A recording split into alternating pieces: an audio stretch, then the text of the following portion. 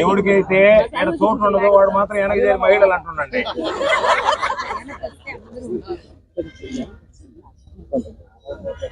సరిపోయిందా?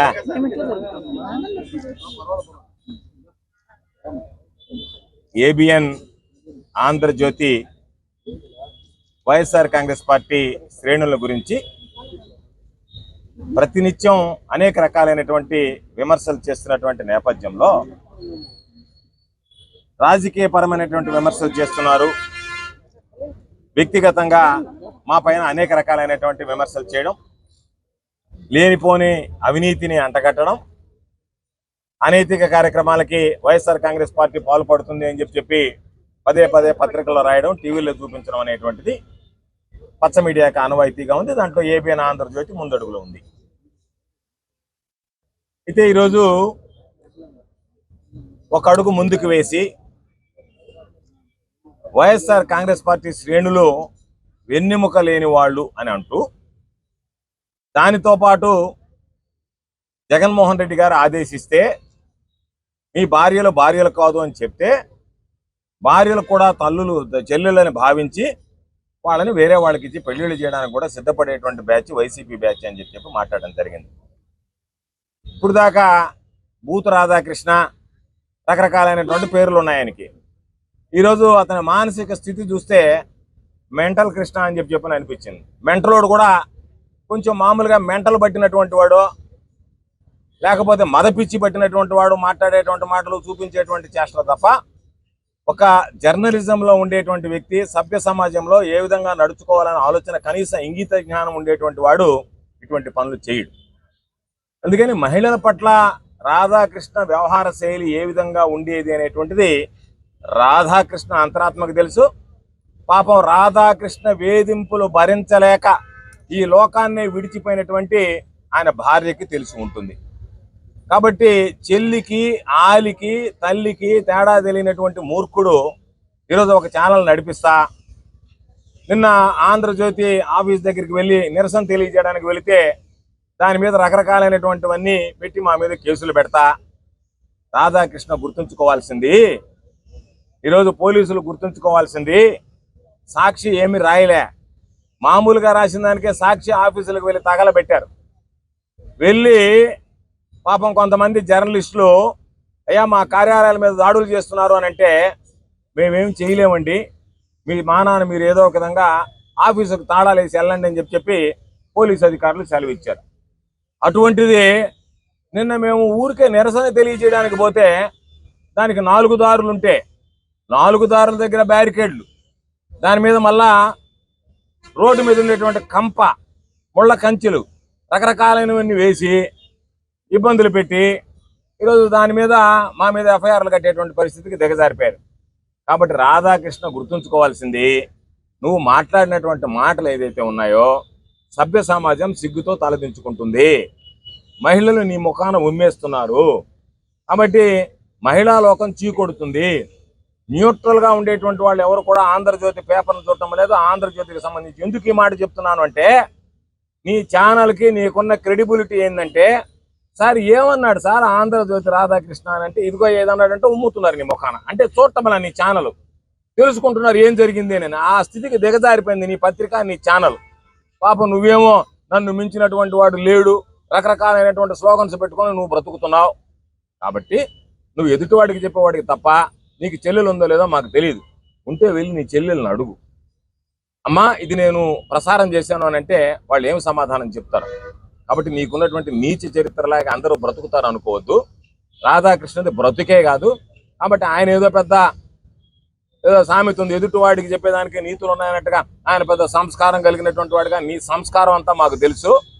నువ్వు మాకు తెలిసేటప్పటికే ఎమ్మెల్యే క్వార్టర్స్లో ల్యాంబ్రేటా స్కూటర్ మీద వస్తే ఆ స్కూటర్కి స్టాండ్ వేసుకునేటువంటి గతి లేకపోతే ఆ స్కూటర్ని గోడ కానిచ్చినటువంటి వాడు నువ్వు కాదా? అవునా చెప్పు. ఈరోజు నువ్వు ఆడి కారులో తిరుగుతున్నావు, రకరకాలైనటువంటి కారులో తిరుగుతున్నావు, బంగ్లాలో తిరుగుతున్నావు. నీ బ్రతుకు ఎట్లాంటిది అనేది లోకానికి అంతా తెలుసు. అటువంటిది నువ్వు ఏదో ఎక్కడి నుంచో ఊడిపడ్డట్టుగా చంద్రబాబుకు నువ్వు బ్రోకరేజ్ చేస్తున్నావు కాబట్టి, చంద్రబాబుకు బ్రోకరు కాబట్టి, నువ్వు చంద్రబాబు ఇచ్చేటువంటి బ్రోకరేజ్తో బతుకుతున్నావు కాబట్టి నేను పెద్ద జర్నలిస్ట్ అనుకోవద్దు. జర్నలిస్ట్గా ఎవరు చూడాలి, నిన్ను బ్రోకర్గానే చూస్తున్నారు. నీది జర్నలిజం అని ఎవరు అంటున్నా, బ్రోకరిజం అని అంటున్నారు. కాబట్టి ఇప్పటికైనా ఈరోజు మేమందరం కూడా శాసన మండలి సభ్యులుగా ఉన్నటువంటి సోదరులు పర్వతిరెడ్డి చంద్రశేఖర్ రెడ్డి గారు, అదేవిధంగా జిల్లా పరిషత్ చైర్పర్సన్గా ఉన్నటువంటి సోదరి ఆనం అరుణమ్మ గారు, మరొక సోదరులు జిల్లా పరిషత్ కేంద్ర సహకార బ్యాంక్ మాజీ అధ్యక్షులుగా పనిచేసినటువంటి రూరల్ ఇన్ఛార్జిగా ఉన్నటువంటి అన్న విజయ్ కుమార్ రెడ్డి గారు, ఈరోజు బహుశా ఇక్కడ ఉన్న వాళ్ళందరూ నాకన్నా చిన్నవాళ్ళని అనుకుంటున్నా, ఎవరైనా పెద్దవాళ్ళు ఉన్నా కూడా మాతోటి వచ్చినటువంటి మా అక్క చెల్లెమ్మలు అందరం కూడా ఈరోజు దీనికి సంబంధించి నిరసన తెలియజేయడానికి వచ్చాం. నిన్న వచ్చారు, ఎండలో ఉండారు. పాపం ఎన్ని రకాలైనటువంటి ఇబ్బందులు పడ్డా, పోలీసులు ఎన్ని రకాలుగా హింసించినా, వాళ్ళని నెట్టినా, దోచినా, తోలనాడినా భరించారు. కేవలం కారణం ఈరోజు వైఎస్ఆర్ కాంగ్రెస్ పార్టీ శ్రేణుల మీద జరుగుతున్నటువంటి కుట్ర, మా నాయకుడు జగన్మోహన్ రెడ్డి గారిని రాజకీయంగా ఎదుర్కొనేటువంటి దమ్ము ధైర్యం లేక వ్యవహరిస్తున్నటువంటి తీరు. నేను చివరిగా చెప్పదలుచుకున్నది, పోలీసులు ఏదైతే నన్ను మితిమీరి వ్యవహరించారో, చంద్రబాబు నాయుడు మీదకి పోయినా కూడా అంత భద్రత ఉండదేమో, అంతకు మించి భద్రత కల్పించారు ఏబిఎన్కి. సిబిఎన్ కన్నా ఏబిఎన్ పవర్ఫుల్ అయిపోయాడు ఈ రాష్ట్రంలో.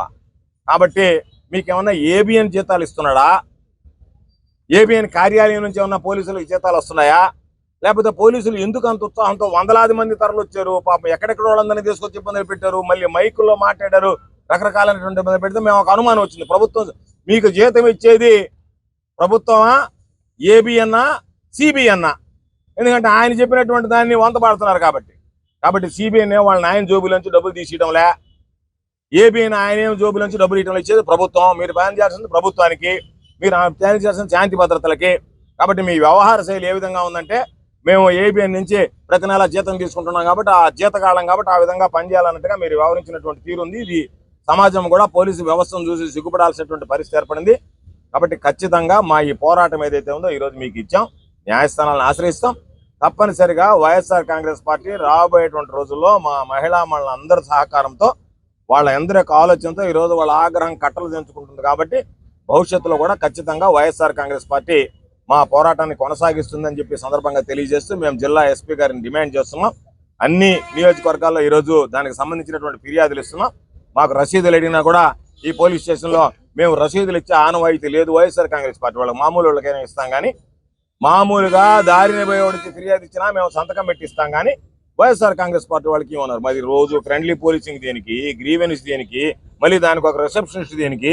అవి నేను సంతకమే పెట్టను, నేను అసలు మీకు రసీదు వేయను అన్నప్పుడు అంటే వ్యవస్థలో నుంచి వైఎస్ఆర్ కాంగ్రెస్ పార్టీ వాళ్ళని పక్కకు పెట్టేశారా? మేము మనుషులుగా భావించడం లేదా? పోలీసు వ్యవస్థ ఆ విధంగా తయారైందా? కాబట్టి ఖచ్చితంగా వీటన్నిటి మీద న్యాయస్థానాన్ని ఆశ్రయిస్తాం. జగన్మోహన్ రెడ్డి గారు చెప్పినట్టుగా గుర్తుంచుకోండి, రాధాకృష్ణ అనేటువంటి వాడు ఈ జిల్లాలో వైఎస్ఆర్ కాంగ్రెస్ పార్టీ అధికారంలోకి వచ్చిన వెంటనే ఏబిఎన్ కనపడదు, ఆంధ్రజ్యోతి కనపడదు, రాధాకృష్ణ ఉండదు, కొత్త పలుకు ఉండదు, చెత్త పలుకు ఉండదు, ఏ పలుకు ఉండదు.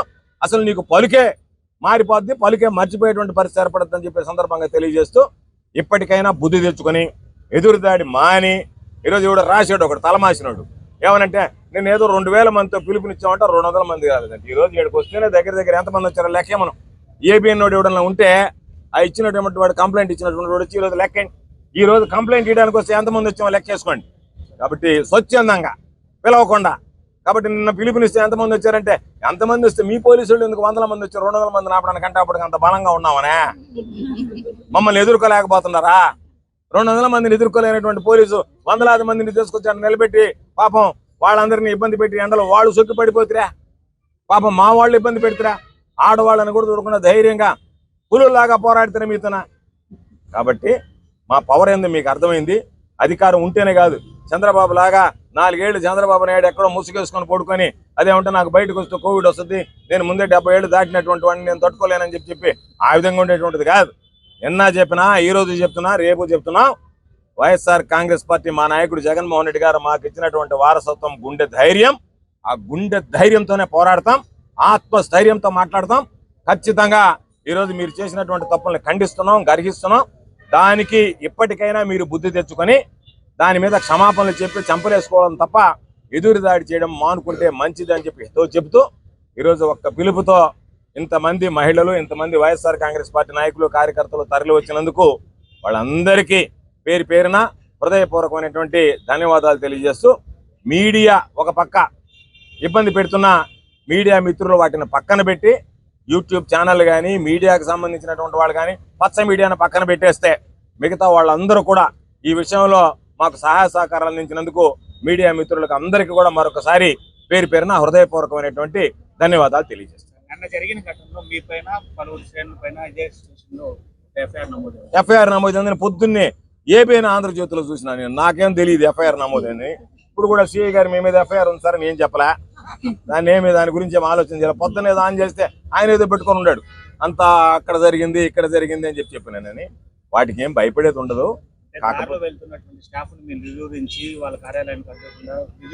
అసలు ఆడ స్టాఫ్ యాడ్ ఉన్నాడని, అసలు ఆంధ్రజ్యోతికి స్టాఫ్ యాడ్ ఉన్నాడయ్యా. మీరు జీతాలు ఇవ్వకపోతే దరిద్రులారా. వాడు పోయి బయట పాపం మీకు జీతాలు ఇచ్చేది ఎవరు? తెలుగుదేశం పార్టీ ఎమ్మెల్యేల దగ్గర జీతాలు తీసుకుంటున్నారు. మీ స్టాఫర్లకి బ్యూరోలకి మీరు గుంది మీద చెప్పండి. నాకు ఒక చెక్కు చూపించమనండి. ఇదిగో మా ఈ రిపోర్టర్లకు ఎంతమంది ఉన్నారో వాళ్ళకి మాత్రం చెప్పాడండి. రిపోర్టర్లందరికీ మీరు అందరూ తరలి వచ్చి వైఎస్ఆర్ కాంగ్రెస్ పార్టీ శ్రేణులు అడ్డుకోవాలనండి. మీ ముఖం చూపించలే మీ రిపోర్టర్లు, మా శ్రేణులు రావడం కాదు. సిగ్గుంటే మీరు ఆలోచన చేయాల్సింది, మీరు పిలుపునిచ్చారా లేదా? జిల్లా వ్యాప్తిగా ఉన్నటువంటి రిపోర్టర్లు అందరూ ఇక్కడికి రావాలని పిలుపునిచ్చారా లేదా? మీ రిపోర్టర్లు వచ్చారా? ముఖం చాటేశారా? మేము మీరు వస్తారని చెప్పి ఆడుకొస్తే మీరు వెనక్కి దగ్గర దరిద్రులారా. పోలీసుల ముందు పెట్టి బతికినాడు. మీరు మళ్ళీ మా గురించి మాకు రాలేదని మాకు రాందే. మీ దగ్గర జీతాలు ఎగ్గొట్టుకున్నారు కాబట్టి మీ దగ్గర జీతాలు తీసుకుని మీ సిబ్బంది మీకు మకాను ఉమ్మేస్తుంటే సిగ్గు లేకుండా మళ్ళీ మీరు మాట్లాడటం ఏంది? కాబట్టి మీరు జీతాలు ఇచ్చినటువంటి అది సంస్థ కాదు. మీరు చెప్పేది ఏంది? నేను ఏ విధంగా అయితే జనాల మీద పడి కొట్టక తింటున్నానో మీరు కూడా జనాల మీద పడి కొట్టక తిన్నానంటే వాళ్ళు ఎవడన్నా పోయేది అమ్మనావిడ ఒక ఫోటో తీసేది, డబ్బులు ఇస్తావా ఏమంటావా, డబ్బులు ఇస్తావా ఏమంటావా, డబ్బులు ఇస్తావా చూపించమంటావా? ఇదే బతుకైపోయాను మీ బతుకంతా. నీ దగ్గర నుంచి ఆవు చేలో మెస్తే దూడ గట్టిన మేస్తుంది అన్నట్టుగా దరిద్రుడా నువ్వు నిద్రలేస్తే బ్లాక్ మెయిల్ చేస్తుంటివి. నీ కింద ఉండేవాళ్ళు అదే విధంగా ఆంధ్రజ్యోతి విలేకరు అంటే భయం ఏంటంటే నాయన ఈడు ఏదో ఒకటి రాస్తాడు. రియల్ ఎస్టేట్ వాడి దగ్గర ఒక ఫోటో తీస్తే వాడికి ఏంది పాప అమ్మకాలు తగ్గిపోతాయి. నీ వల్ల ఏం పెద్ద పనేం కాదు. నీదేం పెద్ద మనగాడు పత్రిక ఏం కాదు. దమ్మున్న ఛానల్ అంటే నీకే దమ్ము లేదు దరిద్రుడా. ఛానల్కి ఏం దమ్ముందే? కాబట్టి అటువంటి నిష్ఠ దరిద్రులు మీ గురించి మాట్లాడబడలే. మీ గురించి మాట్లాడాలని మీ పేరు ఎత్తాలని అసహ్యంగా ఉంది. కాకపోతే విధి లేక గత్యంతరం లేక ఆ పేరు ఎత్తుతున్నాం కానీ లేకపోతే అది అంటేనే పాపం మా చంద్ర అంటాడు చంద్రశేఖర్ రెడ్డి గారు. ఏందబ్బా ఈ దరిద్రులు మాట్లాడే మాటలు కడుపులో దేవినట్టుకుండా ఆయన చెప్పి అందరూ పొద్దున్నే టిఫిన్ చేసి వచ్చారు. వాళ్ళందరూ మళ్ళీ ఇక్కడ వాంతులు చేసుకుంటారు. మీ దరిద్రుని పేరు ఎత్తిన దరిద్రుల పేరు ఎత్తిన. కాబట్టి అంత దూరం మాట్లాడబడలే. మీరు మాట్లాడినటువంటి వ్యాఖ్యల్ని ఖండిస్తున్నాం. తప్పనిసరిగా వైఎస్ఆర్ కాంగ్రెస్ పార్టీ ఒక సిద్ధాంతం కోసం పనిచేసేటువంటి పార్టీ. నీలాగా గాలికి ఎగిరేటువంటిది కాదు. కాబట్టి నువ్వు ఒక టాయిలెట్ పేపర్ని ఒక పనికి మాలిన ఛానల్ చూపించినంత మాత్రం నేను భయపడం. ఖచ్చితంగా రాబోయేటువంటి రోజుల్లో వైఎస్ఆర్ కాంగ్రెస్ పార్టీ నీ మీద, నీ రాతల మీద, నీ చూపించేటువంటి విధానాల మీద, ఖచ్చితంగా నీ చేష్టల మీద పోరాడుతుందని చెప్పి ఈ సందర్భంగా తెలియజేస్తాను.